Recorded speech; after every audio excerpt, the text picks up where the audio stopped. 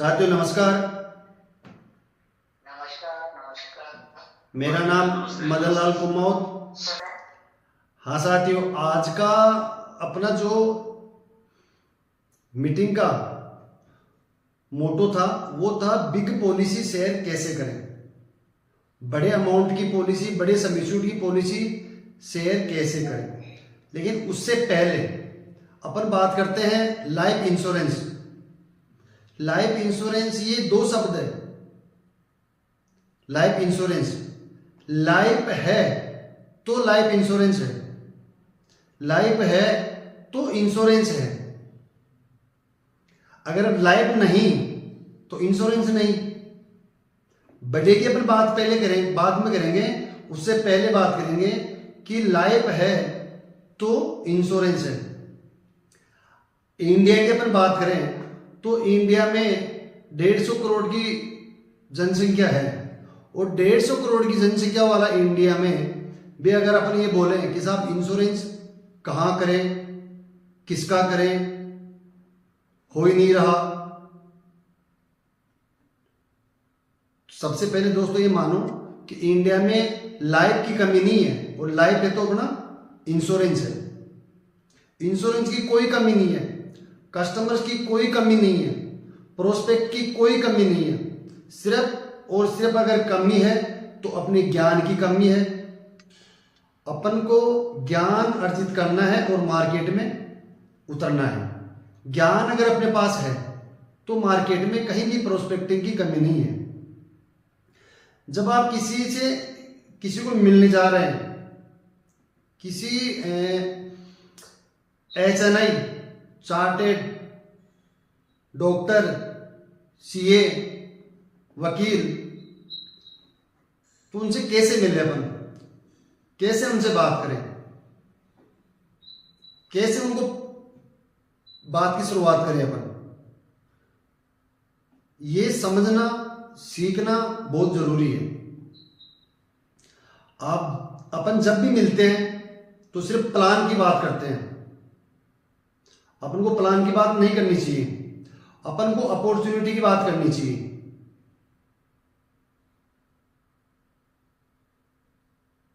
उनको किस चीज की नीड है, उनकी नीड को समझना चाहिए और उसके बाद में अपन को उनको प्लान देना चाहिए। आज मैं सब्जी वाले के पास गया था और मैं जाके मैंने उनसे पूछा, भाई साहब आलू क्या भाव दे रहे हो? तो सामने उन्होंने पूछे कितना चाहिए। अरे मैं भाई भाव बता दो। नहीं कितने चाहिए बताइए।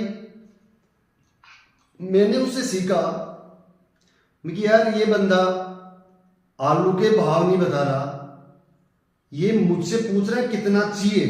और अपन जब प्रोस्पेक्ट के पास जाते हैं तो अपन जाते ही बोलते थे, लो साहब मेरे पास ये जीवन लक्ष्य एक प्लान है और इसमें आप 1000 रुपये दोगे तो आपको 5 लाख रुपए मिल जाएंगे।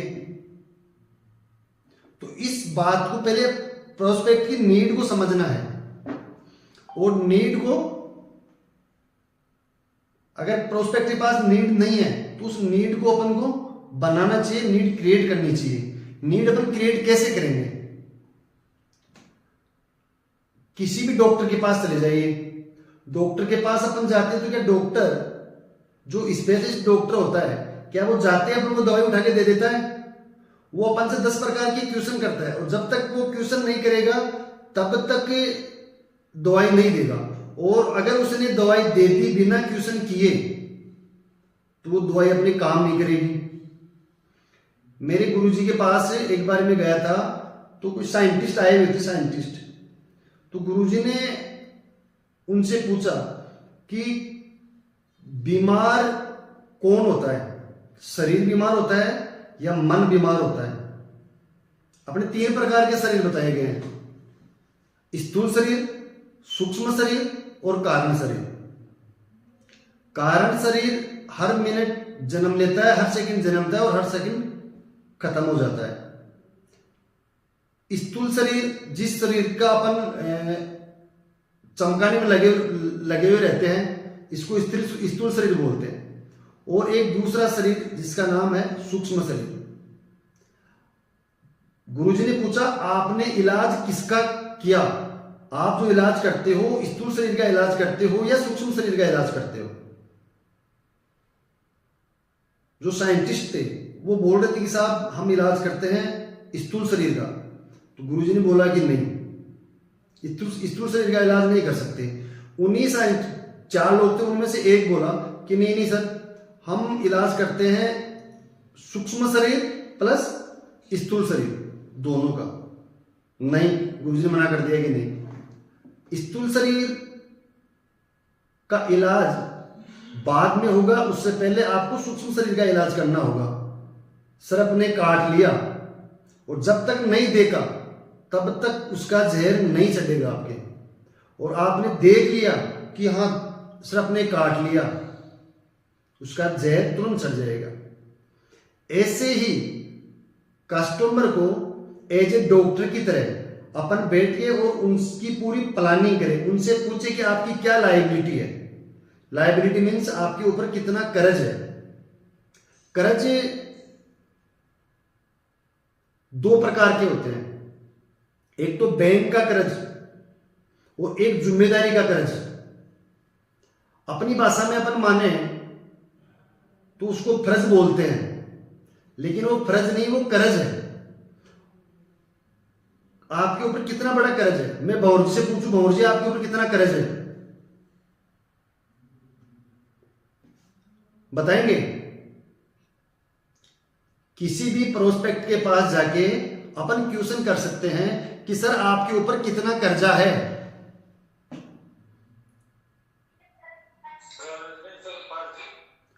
सर आप कर्ज के बारे में पूछ रहा हूं, आपके ऊपर कितना कर्ज है? कर्ज तो क्या पैसों में है, फर्ज है, जिम्मेदारी परीक्षा में क्या क्या जिम्मेदारी निभाई है, क्या क्या निभा रहे हैं अपन। क्या क्या जिम्मेदारी अपन निभा रहे हैं और अपनी जिम्मेदारी कितनी है। अभी अपन जाते हैं ग्राहक के पास और जाते बोल देते हैं साहब बीमा करवा लो, तो कितने का बीमा करवा लो? ठीक है, वही बात मैंने पिछली बार भी बोली थी कि भिखारी अगर मेरी दुकान पे आएगा, मेरे ऑफिस में कोई भिखारी आएगा, तो मेरे गले में जो कम से कम सिक्का होगा, कम से कम जो नोट होगा, वो मैं वही निकाल के दे दूंगा और वो आराम से लेके चला जाएगा। यही कंडीशन होती है अपने साथ भी, क्योंकि अपन अगले का जो फर्ज है, जिसको अपन बोलते हैं आसानी में फर्ज, वो फर्ज नहीं, वो बहुत बड़ा कर्ज है। और जिसको अपन कर्ज मानते हैं वो कर्ज है ही नहीं। अपन को ग्राहक के सामने जो उसका ओरिजिनल जो कर्ज है, जो लायबिलिटी है, वो उसको उसकी कैलकुलेशन करके बतानी है कि आपकी क्या लायबिलिटी है, क्या आपका कर्ज है। अब कर्ज या भंवर जी आपने बोला फर्ज, फर्ज किस किस चीज का फर्ज होता है और फर्ज को अपन कैसे एनालिसिस करेंगे, कैसे उसकी टोटल करेंगे, कौन बता पाएगा?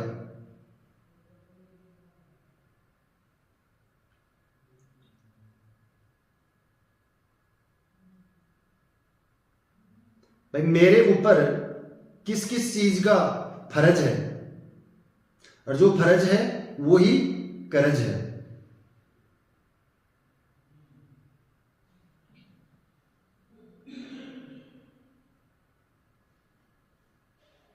दोस्तों अगर पेन और कॉपी है तो नोट कर लीजिए। सबसे पहले आएगा जिन्होंने मुझे जन्म दिया, उन्होंने अपना फर्ज नाम का जो कर्ज था उसको उन्होंने अदा कर दिया, उन्होंने चुका दिया, क्योंकि उन्होंने मुझे पाला पोसा बड़ा किया, शिक्षा दिलाई और मेरी शादी कर दी, मुझे रोजगार के पास में भेज दिया। उन्होंने अपना जो कर्ज था या अपना जो फर्ज था उसको पूरा कर दिया। अब उनकी जिम्मेदारी मेरे ऊपर आ गई। मेरे माता पिता जिस स्वाभिमान से जिए उसी स्वाभिमान से आगे जिए, और मैंने अगर उनकी पूरी व्यवस्था की तो मैंने मेरा फर्ज अदा किया। और अगर उनके शरीर रहते हुए मेरा शरीर चला गया तो क्या मैंने मेरी जिम्मेदारी पूरी की?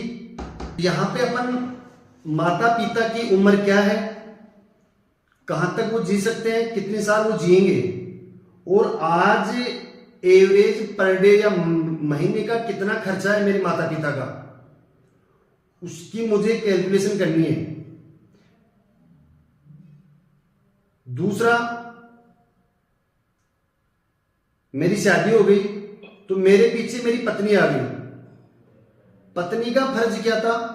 पत्नी आई, पत्नी ने मेरे वंश की वृद्धि कर दी, वो अपने फर्ज से, वो अपने कर्ज से मुक्त हो गई, पत्नी ने मेरे वंश की वृद्धि कर दी। अब जब तक पत्नी का शरीर रहेगा तब तक उनके स्वाभिमान की रक्षा करना मेरी जिम्मेदारी है। मेरी पत्नी का शरीर कितने साल का है और कितने साल आगे वो जिएगी, इसकी एक प्लानिंग करके, और मेरे को उसकी आज कितना खर्चा है, एक महीने का कितना खर्चा होता है, अगर मेरी पत्नी की उम्र 30 साल है, आगे वो 40 साल जिएगी, कम से कम 40 साल जिएगी, 40 साल की मुझे कैलकुलेशन करके और जोड़नी है। उसके बाद में आ गया मेरा बेटा बेटी। जैसे मेरे माता पिता ने अपना फर्ज अदा किया, ऐसे ही मुझे भी मेरा फर्ज अदा करना है। बच्चे की परवरिश करनी है, बच्चे को शिक्षा दिलानी है और बच्चे की शादी करनी है।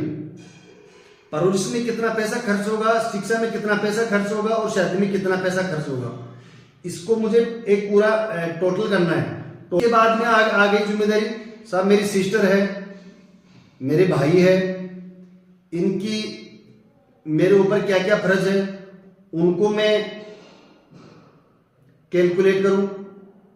ये टोटल में कैलकुलेशन करूंगा तो करोड़, 1.5 करोड़, 2 करोड़, 2.5 करोड़, 3 करोड़, 5 करोड़ तक पहुंच जाएगी। और ये जो कैलकुलेशन मेरी 2 करोड़, 3 करोड़, 4 करोड़ पहुंच जाएगी, यही मेरी लायबिलिटी है, यही मेरा ओरिजिनल कर्जा है। अब इसको चुकाने के लिए या तो मेरे पास आज मान लो मेरे ऊपर 1 करोड़ का ये फर्ज है या कर्ज है, इस कर्ज को चुकाने के लिए या तो मेरे पास 1 करोड़ की टोटलिंग होगी या तो आज मेरे पास 1 करोड़ की सेविंग हो, जिसको बोलते हैं क्रेडिट इनकम, पहले से मैंने सेव कर रखा है। या तो मैं वो देख लूं उसकी, मान लो साहब बाबूजी ने कर रखी है, पहले से इन्होंने 20 लाख रुपए की बैंक में एफडी करवा रखी है, 10 लाख रुपए की इन्होंने कोई LIC ले रखी है, उसका टोटल मैंने अलग कर दिया, लायबिलिटी का अलग कर लिया, जो मेरे पास बैलेंस है उसका मैंने अलग कर लिया।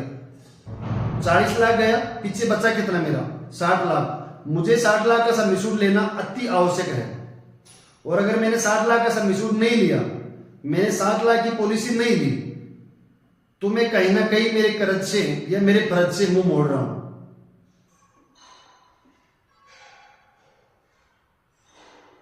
इस तरीके से अपन को एक कैलकुलेशन करके और कस्टमर को उस सबमिट्यूट के लिए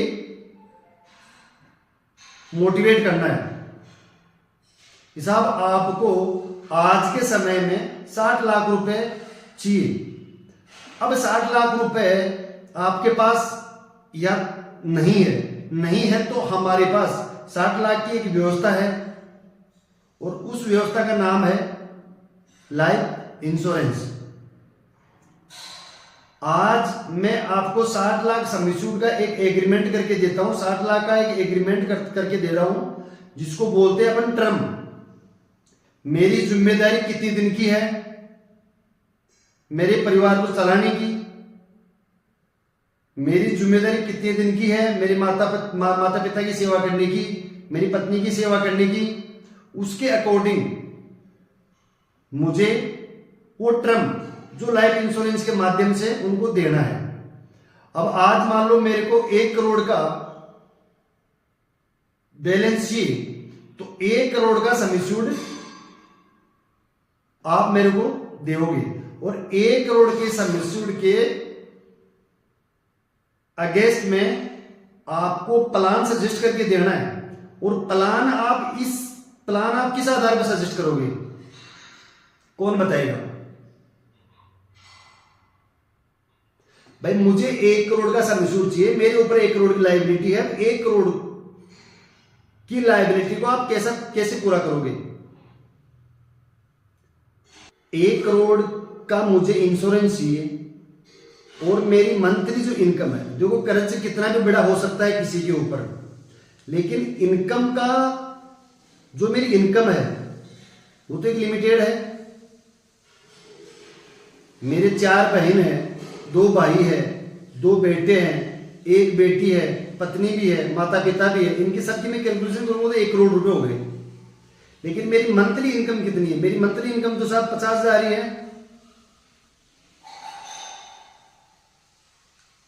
50,000 में से मैं कैसे पैसे बचाऊं और कैसे मैं 1 करोड़ बनाऊं? ये सबसे बड़ी कैलकुलेशन होती है। वो इसी को बोलते हैं अपन कॉम्बो प्लान। कॉम्बो प्लान ये नहीं कि साहब ठीक है जीवन लक्ष्य दे दिया, जीवन लाभ दे दिया, जीवन उत्सव दे दिया और वो कॉम्बो बन गया। कॉम्बो नाम इसी का है कि मेरी लायबिलिटी 1 करोड़ की है, 2 करोड़ की है और मेरी इनकम 50,000 रुपए है। 50,000 रुपए में मेरे को मेरा किचन भी चलाना है, मेरे माता पिता की दवाई की व्यवस्था भी करनी है, मेरे को मेरे बच्चे की एजुकेशन की फीस भी देनी है।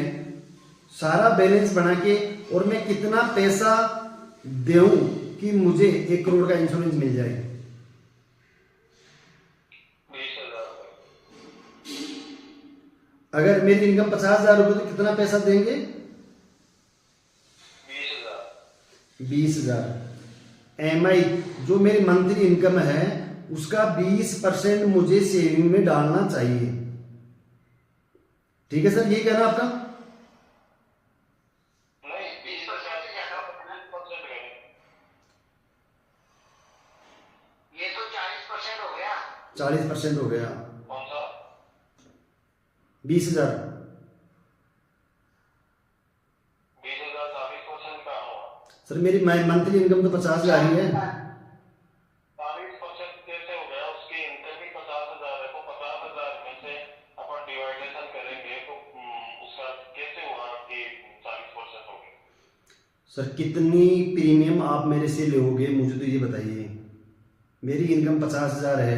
मैं आपको ये कह रहा हूँ कि उसमें से 20% अपन पेमेंट लेंगे उसका, जो उसकी इनकम कर रहा है उसका 20% अपन ले लेंगे। 30% ले लिया, ठीक है। ठीक है बाबूलाल सर, 30% ले लिया। 30% में मुझे 1 करोड़ का आप कौन सा सम इंश्योर दोगे?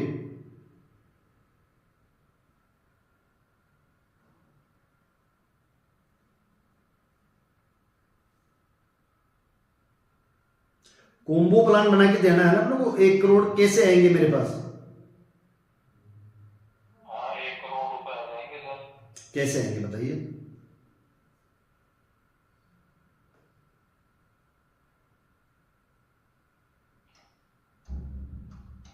उसको हस्बैंड को उसको जो जिम्मेदार आदमी है उसको अपन उसको 10 लाख रुपए का देंगे। जी। 10 लाख रुपए का देंगे तो उसमें लगभग मंथली जो किस्त आएगी वो लगभग 3,000 के समथिंग आएगी। कौन सा प्लान देंगे अपन? जीवन लक्ष्य।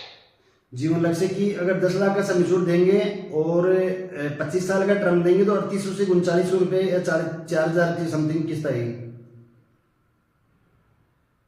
तो 4,000 रुपए की भी आ रही है उसकी, तो 4,000 की उसकी आ जाएगी, 4,000 में ठके जाएगी। ठीक है। लाख में किसको दिए? बच्चे को अपन जीवन उत्सव दे देंगे। बच्चे को जीवन उत्सव दे देंगे। सर सबसे बड़ी गलती अपन यहीं पे करेंगे। बताओ। सर 50,000 रुपए कौन लेके आ रहा है? 50,000 रुपए तो खुद जिम्मेदार आदमी है वो लेके आ रहा है। वो लेके आ रहा है और उसके 50,000 रुपए अगर बंद हो गए आने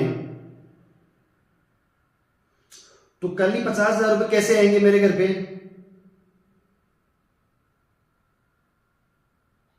कभी 50,000 कैसे आएंगे? जी आज मान लो। 50,000 ऐसे आ जाएंगे सर, उसको अपन 10 लाख रुपए का दे दें। जी 10 लाख रुपए में से हम छोड़ दे रहे हैं। जी अगर उसके अगर जीवन में अगर कोई दिक्कत आ गई जी तो उसकी किस्त वेवर होगी तीनों की। ठीक है। किस्त नहीं देगी उसको ठीक है। रही बात ये है कि उसको 10 लाख रुपए का देना है तो 1 लाख रुपए मंथली उसके आना स्टार्ट हो जाएगा। 1 लाख रुपए मंथली आए तो महीना कितना हुआ? महीना कितना हुआ? सालाना। सर 1 लाख रुपए सालाना आया तो महीने के 8,000 रुपये हुए। महीने के तो 8,000 रुपये है 8,000 हुए। जी। 42,000 रुपये और चाहिए। डिवाइड से 8,000 आ रहा है। सर 42,000 रुपये और दो। 42,000 रुपए तो कहाँ देने पड़ेंगे क्योंकि उसको किस्त भी तो नहीं चुकानी। ठीक है सर। तो एलआईसी ऊंची 50,000 में से अपन डिवाइडेशन दे रहे हैं। जी।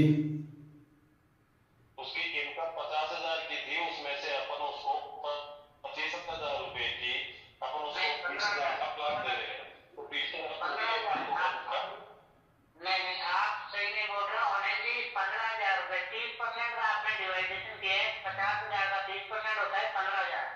15,000 उनका इंस्टॉलमेंट में जा रहा है तो आप 50 में से 15 निकालते हो तो 35,000 बचता है। 35,000 रुपए की पूर्ति अपना को करनी है। मान लेते हैं कि टोटल उनका इंस्टॉलमेंट वेवर हो गया तो 35,000 रुपए भी उस परिवार को देना पड़ेगा ना। तो आपको 8,500 दे पा रहे हो। 8,500 दे देगा मगर वो 15,000 वो भी तो बंद कर दिया अपन ने लेना। यार वो तो लेस कर दिया ना मैंने 50 में से 15। नहीं 50 में से आपने 15 कर दिया तो अगले बार में 35 बचा। जी। हाँ 35 में से आपने 8,500 दे दिया। 35 में से 8,000 रुपए अपन उसको दे रहे हैं मंथली। ठीक है। हाँ, तो फिर भी 26-27,000 बचा। 27,000 रुपए बच गया तो 27,000 रुपए में उसका खुद का खर्चा बंद हो गया और इनकम आ रहा है और तो इनकम तो आई नहीं है। और इनकम का क्या है? डिवाइडेशन तो ऐसे ही करना पड़ेगा। नहीं, और इनकम का क्या है? इनकम तो सर मेरे को ये है कि उसकी जो 1 करोड़ रुपए की जो आय थी वो 1 करोड़ रुपए तो उसके पास आएगा है। अगर उसके पास में जो 40 लाख मेरी बात तो सुनो सर। उसके पास में 100 था। मेरी बात सुना एक बार। उसको अपन ने 10 लाख रुपए का प्लान दिया। 10 लाख रुपए का उसको प्लान दिया अपन ने जीवन लक्ष्य और 10 लाख रुपए का खुद पर डिपेंड था। अगर वो एक्सीडेंटल से अगर उसके एक्सीडेंट से अगर मौत होती है तो उसके पास में 40 लाख रुपए वो भी आ रहा है। उसका 40 लाख रुपए का अगर अपन 2 रुपए के हिसाब से भी देखते हैं तो 40,000 लाख का ब्याज कितना होता है? वो 40,000 हो गया साल का। 40,000 हो गया 8,000 हो गया। उसके पास में खर्च करना था 35 तो उसके पास में आ रहा है 48 का बताइए सर। मेरे साथ वेतन हो रहा है मंथली थोड़ा ही आएगा तो 40,000 ये रहेगा ना। ये भी कैसे आएगा सर? 1 रुपए से ना मानते हैं अपना 2 रुपए से का कोई 1 रुपए से ग्राफिक मेरी बात सुनो सर। 40 लाख रुपए का 1 रुपए से ग्राफिक करते हैं तो कितना हो गया? 50,000 रुपए का 2 रुपए के हिसाब से अगर अपन बात करते हैं तो 1,000 रुपए होता है। 2 लाख 1 लाख का 2,000 होता है मंथली। तो 40,000 वो आठ नहीं आता तो 40,000 रुपए मंथली प्लस 8,000 रुपए उसकी वो आता है वो तो 40 और 8 48,000 रुपए हो गए उसके बाद में। उसको तो दे रहे तो 35 ही थे। आप इसको कैसे मैनेज कर रहे हो? जीवन लक्ष्य में कर रहे हो और काय में कर रहे हो? मैं जीवन लक्ष्य कर रहा हूँ, जीवन लाभ दे रहा हूँ और जीवन उत्सव दे रहा हूँ। तो उसकी लाइबिलिटी 1 करोड़ की होगी। 15,000 किया है। हाँ अब आपके पास में अगर को और कोई कैलकुलेशन है तो वो मेरे को बता दो। इससे बड़ी मेरे साथ जो तकनीक आती है और जल्दी से आप जानते हो वो बता दो मेरे को। मदन जी आपका जो बताना। देखिए अनिल जी आपने सही बताया है। जीवन लक्ष्य जो पॉलिसी है वो जीवन लक्ष्य पॉलिसी पूर्ति करती है लेकिन वो इतनी पूर्ति करती है जैसे सूर्य जब उगा हुआ होता है तो पूरे मकान के हर एक कोने में रोशनी होती है लेकिन जब सूर्य छुप जाता है तो उस समय हम एक लालटेन जला के या मोमबत्ती जला के या बल्ब जला के रोशनी करते हैं, इतनी सी रोशनी होगी आपके जीवन लक्ष्य से। बाकी जो मैंने क्वेश्चन किया था सर एक मिनट सर।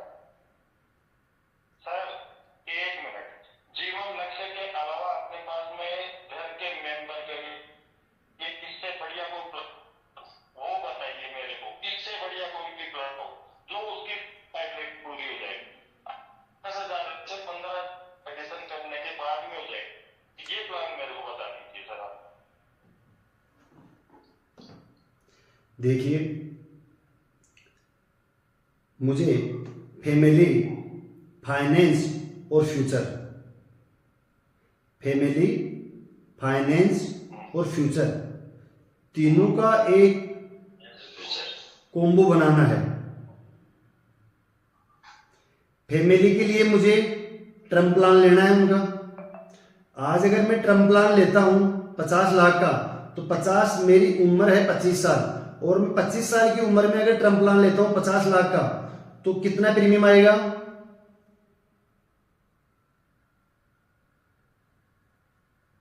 50 लाख का ले रहे तो कम से कम 10,000। 10,000 रुपये मंथली कितना हुआ?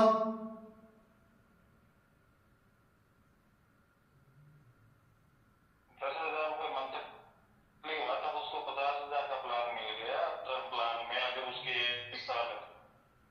सर मैं ये पूछ रहा हूं आपसे कि मैंने 50 लाख का टर्म प्लान लिया, अपन टर्म प्लान में कौन से प्लान? 25 साल। पार्टी की एज क्या है? सर 25 साल मान लो, 30 साल मान लो, एवरेज अपन 30 साल लेके चलते हैं, 30 साल मेरी एज है। ठीक है, 30 साल की एज में 50 लाख आप टर्म इंश्योरेंस ग्राहक को देते हैं, तो उसका एवरेज जो प्रीमियम आएगा वो ये भी लगभग आएगा 12-13,000 रुपए। एग्जिट 1,000 रुपये मंथली प्रीमियम आएगा, जिससे मेरे को 50 लाख का टर्म इंश्योरेंस मिल जाएगा। अगर नेचुरल मेरी डेथ होती है तो 50 लाख रुपए मिल गए, एक्सीडेंटली मेरी डेथ होती है तो 1 करोड़ रुपए मिल गए। ठीक है सर? ठीक है, 1,000 रुपये, 1,000 रुपये मुझे निकालने हैं और 50 लाख की व्यवस्था मुझे करनी है, ओनली फॉर। अब ये 50,000 का या 50 लाख रुपए मेरे पास एक साथ आया मेरे परिवार के पास में, उस 50 लाख को मैंने किसी बैंक में एफडी करवा दी, और उस बैंक में एफडी पे मुझे ब्याज मिला 6%। 6% का कितना ब्याज हुआ मंथली?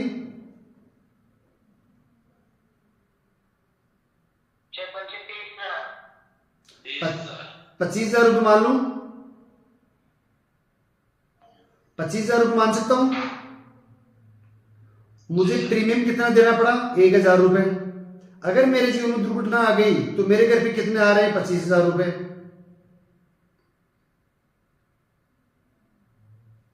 दूसरा प्लान मुझे फाइनेंस के हिसाब से चाहिए, मुझे दूसरा प्लान फाइनेंस के हिसाब से चाहिए। उसके लिए मुझे देना है उनको जीवन लक्ष्य।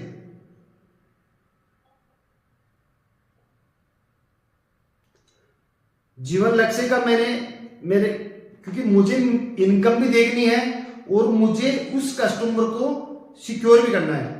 आज मुझे टर्म इंश्योरेंस आपने दे दिया और कल मेरे कोई बीमारी आ गई और मैं 2 साल के लिए कंटिन्यू बीमार हो गया, मेरे पास टर्म इंश्योरेंस में बैक एंड में पैसा नहीं बचेगा। मेरा टर्म, अगर मैं पैसा नहीं है तो जमा नहीं करा पाऊंगा, वहां पे खत्म हो जाएगा। तो मेरे ही नाम से मुझे कोई भी एंडोमेंट प्लान लेना है जिसमें मैं मेरी तरफ से जीवन लक्ष्य देना चाहूंगा। बाकी आप कोई भी एंडोमेंट प्लान उसके साथ में दे सकते हो, और ऐसा प्लान दे सकते हो कि उसके पास पैसा आता रहे और वो पॉलिसी उसकी चालू रहे जब तक उसका शरीर रहे। अब अगर 10 लाख का मैं एंडोमेंट जीवन लक्ष्य प्लान देता हूं, 10 लाख का जीवन लक्ष्य बिना टर्म राइडर के, तो उसका प्रीमियम कितना आएगा सर? 25 साल के लिए लिया मैंने, मेरे बेटी की एज है 1 साल, 25 साल के लिए मैंने लिया, 3800 से 3800 रुपए किस्त आएगी उसकी। बिना टर्म राइट है लगभग 3500-3600। 3500-3600 रुपए की किस्त आएगी। और 3500-3600 रुपए में मैं 10 लाख का अगर बिना टर्म राइडर के जीवन लक्ष्य लेता हूं, अगर मेरे जीवन में दुर्घटना आ गई तो 10 लाख रुपए मुझे इसके मिल जाएंगे। कैसे मृत्यु कैसे हुई? हाँ, मृत्यु नॉर्मल, उधर तो 50 लाख की जोड़े पर नॉर्मल मृत्यु के। तो लक्ष्य में विदाउट टर्म राइट आपको कुछ नहीं मिलेगा नॉर्मल मृत्यु में? बिल्कुल बिल्कुल, लक्ष्य में बिना टर्म राइडर के कुछ भी नहीं मिलेगा, लेकिन लक्ष्य में मुझे 10 लाख रुपए नहीं मिले, लेकिन लक्ष्य में 1 लाख रुपए साल के मेरे पास आना स्टार्ट हो गया। राइट। उधर 25,000 रुपए, वो 10,000 रुपये एवरेज, 35,000 रुपये मेरी मंथली इनकम हो गई। अब मुझे चाहिए फाइनेंस के हिसाब से। नहीं, आपने इसको विदाउट टर्म राइट क्यों दिया? लक्ष्य को राइट से ही देता हूँ। हाँ, मैंने उधर टर्म ले लिया ना उसका, क्योंकि इसकी कैलकुलेशन में और उसकी कैलकुलेशन में देखोगे ना तो पैसा ज्यादा जाता है। अपन टर्म राइडर लक्ष्य में देते हैं ना साथ में, तो टर्म का पैसा ज्यादा जाता है। 10 लाख का टर्म देंगे, लगभग 600-700 रुपये उसकी, वो 600-700 में चले जाएंगे उसके। 400-500 रुपए मंथली जाएंगे 10 लाख के लिए। 400-500 रुपये मान लो। और उधर अगर मैं टर्म प्लान ले रहा हूं तो वहाँ 1000 रुपए में 50 लाख का मिल जाएगा। 1000 रुपये में 50 लाख का मिल जाएगा। तो मुझे यहाँ पे नहीं लेना चाहिए, उधर ही मुझे लक्ष्य के साथ। उधर ही मुझे प्लस करना चाहिए। नहीं तो आप यहाँ लक्ष्य इसलिए कह रहे हैं कि वो 10% पेंशन आती रहे, ऐसा ऐसा नहीं होता है। बेटी के नाम से एक बिल बेटी के नाम से दे रहे हैं तो नो नो नो नो, खुद के नाम से दे रहे हैं। खुद के नाम से मैं लक्ष्य इसलिए दे रहा हूं कि उसके पास कंटिन्यू इनकम आती रहे। राइट। आपने टर्म राइट इसलिए हटवाया है कि उधर टर्म पॉलिसी दे दी आपने 50 लाख की, ठीक है? जी, वो इधर 500 रुपए में 10 लाख का ही मिल रहा था, उधर 1000 रुपए 50 लाख का मिल गया। जी, इसलिए उधर लक्ष्य का दे दिया तो 1 लाख रुपए एक्स्ट्रा आएगा ही आएगा। 1 लाख रुपए आएगा। ठीक है। और कौन दूसरा उसमें आगे आप बढ़ो। दूसरा कॉम्बो मुझे देना है मेरे बच्चे के नाम से। ठीक है। मेरे बच्चे की एजुकेशन को देखते हुए, मेरे बच्चे की मैरिज को देखते हुए और मेरे बच्चे के भविष्य के बिजनेस को देखते हुए, जिसमें आप फ्यूचर की बात कर रहे हो अभी। वर्तमान